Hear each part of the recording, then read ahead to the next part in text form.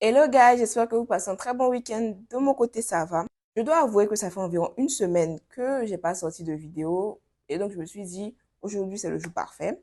On se retrouve aujourd'hui pour du storytelling juridique. Et oui, je vous raconte une jurisprudence. Quand j'ai lu cette décision de justice, je me suis dit, waouh, ça risque de créer des histoires. Mais si vous voulez savoir pourquoi je dis ça, restez jusqu'à la fin parce que le plot twist est très intéressant. Avant de commencer, n'oubliez pas de liker, vous abonner, activer la cloche de notification. Bienvenue dans le monde de Elise.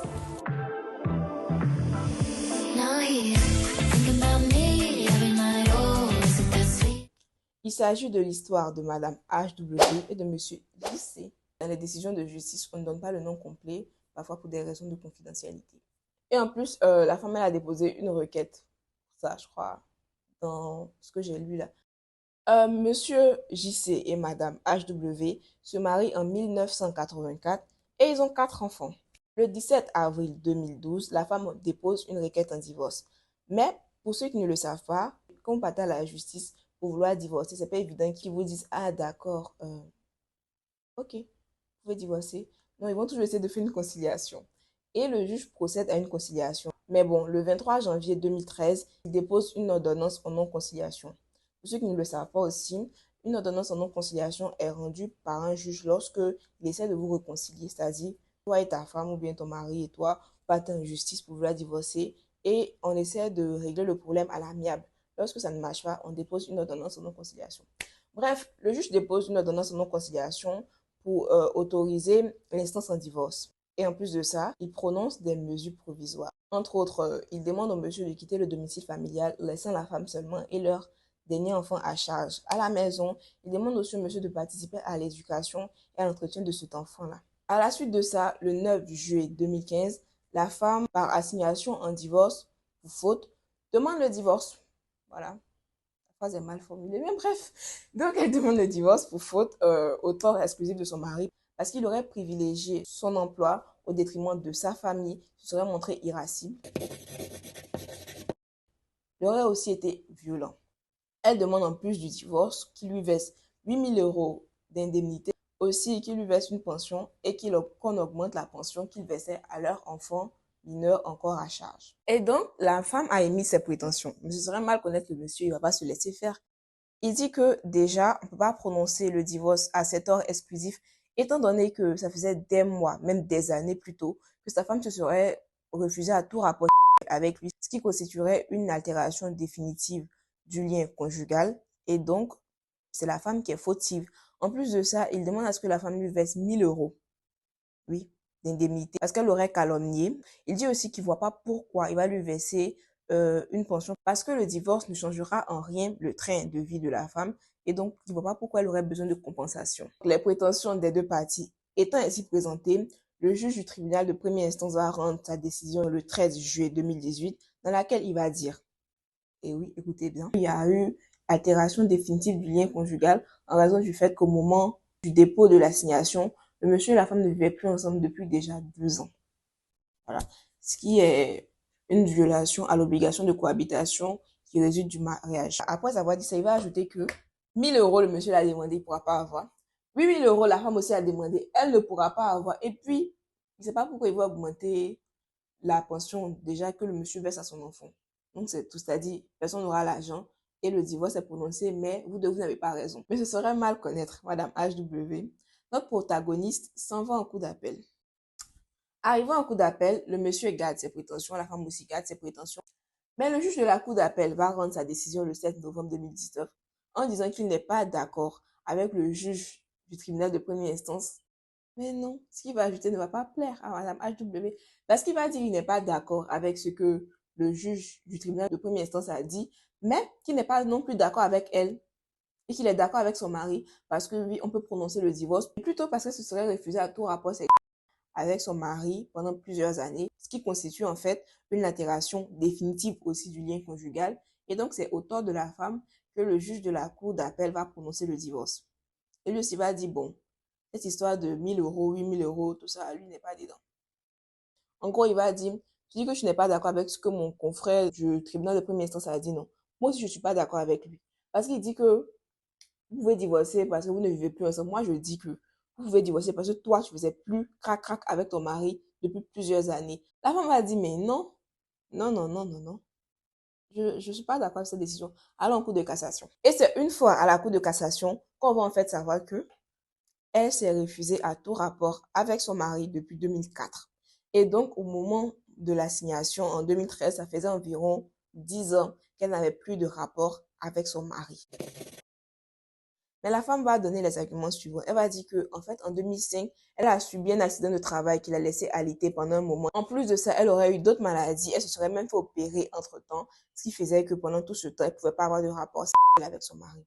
Le juge va dire, oui, c'est vrai, tu étais malade, mais c'est pas une raison pour ne pas faire crac-crac avec ton mari depuis 10 ans. Et il va dire qu'il est d'accord avec le juge de la cour d'appel en prononçant le divorce au tort exclusif de la femme encore.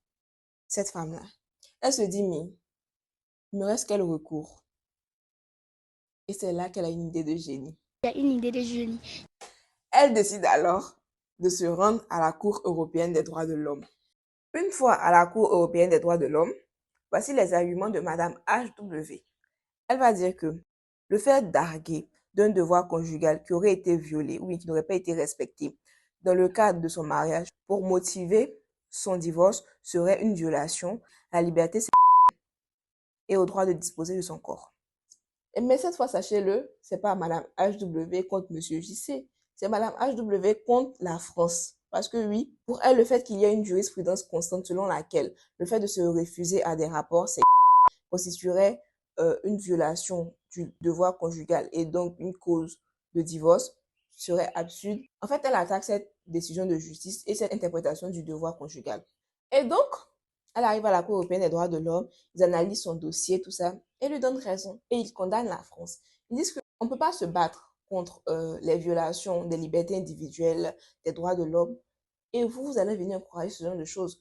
Puisque le conjugal existe, oui, parce que le fait de forcer son épouse à avoir des rapports constitue un viol conjugal. Et aussi que le mariage n'emporte pas présomption de consentement. Vous ne pouvez pas venir dire que si elle se refuse à des rapports, ce serait une violation du devoir conjugal et donc une faute pour la femme. Ainsi, la France se voit condamnée parce qu'elle aurait interprété le devoir conjugal comme l'obligation d'avoir des rapports avec son époux ou son épouse. Et si vous vous demandez ce qu'il en est des demandes au surplus comme les différentes indemnités, bon, n'ont rien dit de plus dessus puisque c'est pas pour ça qu'ils ont été saisis. Mais pourquoi la décision m'a interpellée? Et c'est là que je vais faire mon petit commentaire. Je suis tout à fait d'accord avec cette décision de justice. On ne peut pas prononcer un divorce juste parce qu'une personne se serait refusée à des rapports pendant un certain temps. C'est vrai que l'institution du mariage demande à ce qu'on ait des rapports, surtout que le mariage est fait pour créer une famille, mais c'est pas une raison. Et puis aussi, comme ils le disent là, on ne peut pas combattre le viol conjugal. On ne peut pas dire que chaque personne a le droit de disposer de son corps quand vous allez venir dire si tu refuses ton corps à une personne, c'est une faute. C'est tellement contradictoire. Je trouve que cette décision est très bien, mais je pense qu'elle devrait être nuancée dans la mesure où le fait de dire que si tu n'as pas de rapport sexuel avec ton mari ou bien ta femme pendant un certain nombre d'années, celle-ci ne peut pas divorcer pour ça, c'est un peu problématique. Vous voyez ça sous 3 angles. Je me marie avec une personne, si la personne se refuse à des rapports, je ne peux pas la forcer parce que ce serait un conjugal. Je ne peux pas divorcer parce que c'est pas un motif de divorce, vraiment, c'est plus un motif de divorce. Je ne peux pas non plus la tromper parce que c'est une infraction. Finalement, le mariage devient une sorte de prison.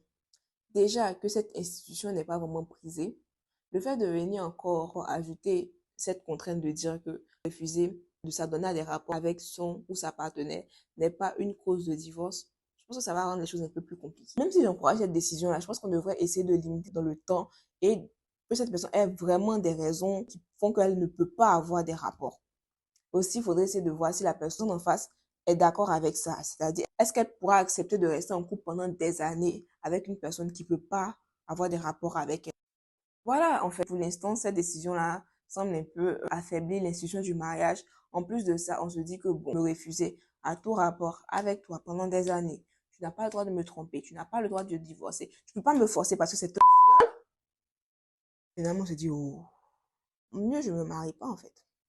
Pour éviter qu'une certaine ou bien un certain m'emmerde pour ça. Voilà, c'était un peu ça. Je voulais vous partager cette décision parce que je l'ai lue et je me suis dit, c'est intéressant, mais c'est un peu problématique. Après, je trouve aussi que Madame HW, tu voulais divorcer. On t'a fait divorcer. C'est bon. Il faut te calmer un peu. Tu vois, dans toutes les juridictions comme ça, il y a quoi? C'est un peu ça. Bref, c'était mon petit commentaire sur cette décision de justice. J'espère qu'elle vous aura plu. N'hésitez pas à mettre en commentaire ce que vous en aurez pensé, c'est-à-dire, est-ce que vous êtes d'accord avec la décision de justice dans le sens où même 30 ans de refus ne justifie pas un divorce, ou bien vous pensez que après 2 semaines de refus, on doit divorcer parce que, voilà, crac, crac, c'est important.